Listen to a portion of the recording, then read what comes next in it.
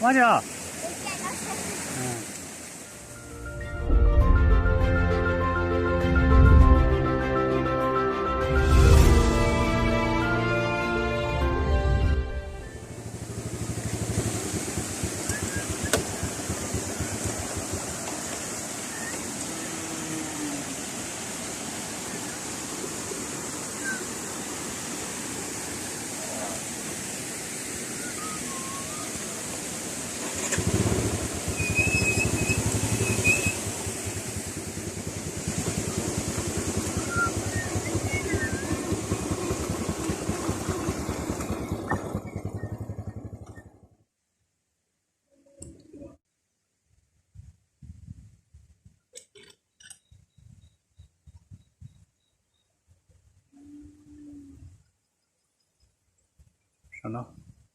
nó giống chỉ số kha nữa.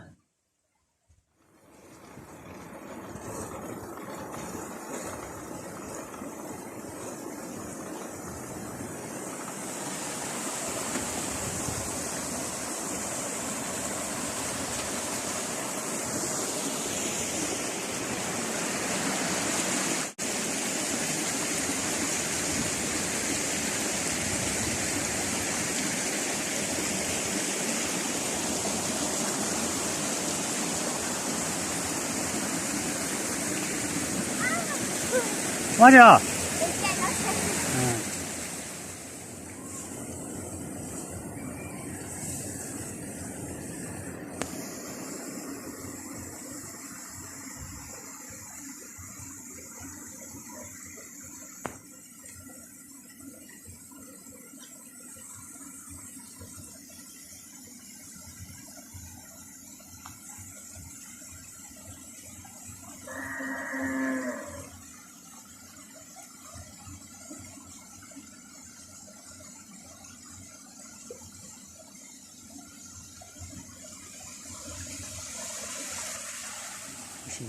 nó để cái đá thôi nữa nó phố nó nhìn đã liền á.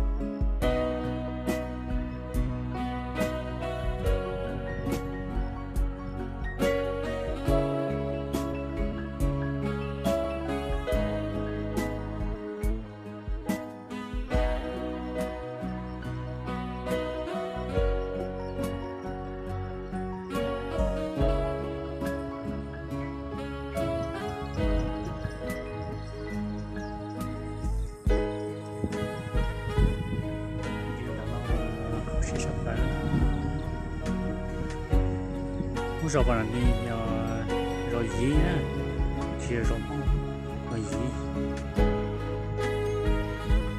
mà những trả liệt không phải bốn trả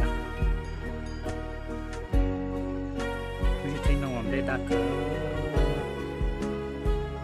để tao mà sẽ sắp tới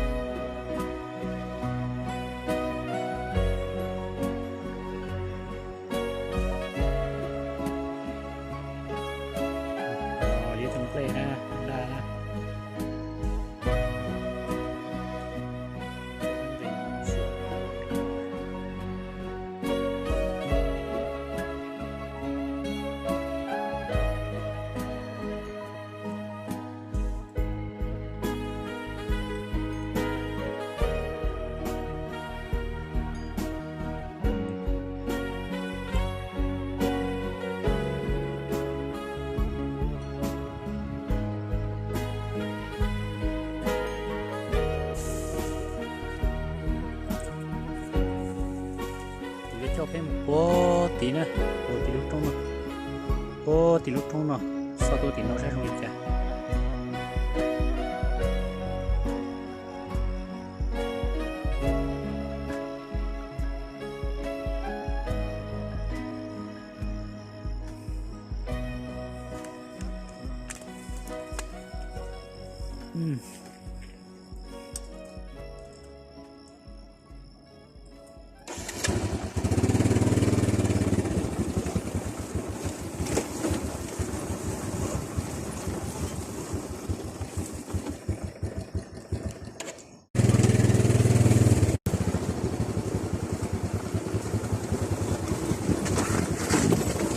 wow, wow. Ui giời, ui giời.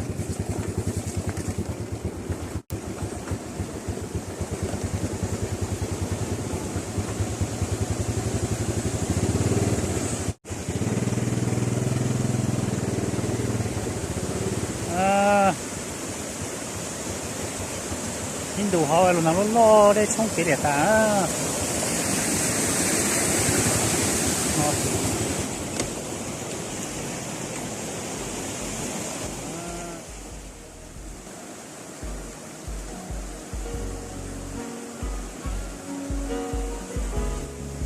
cái hiện ta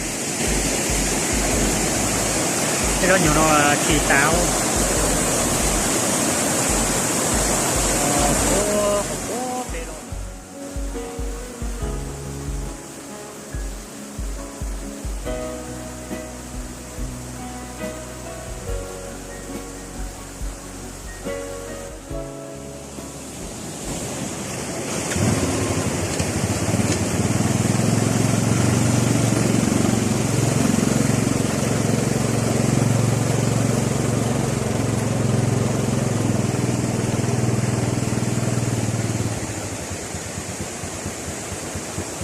của toán con ha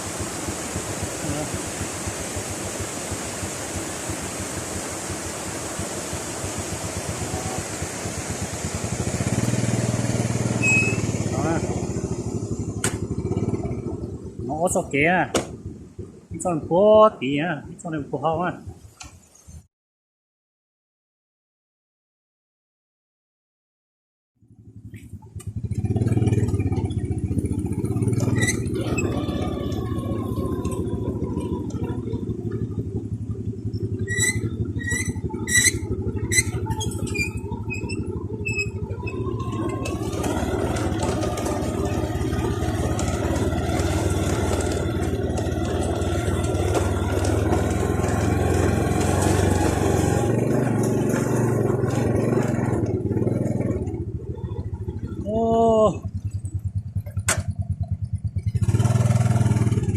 chết rồi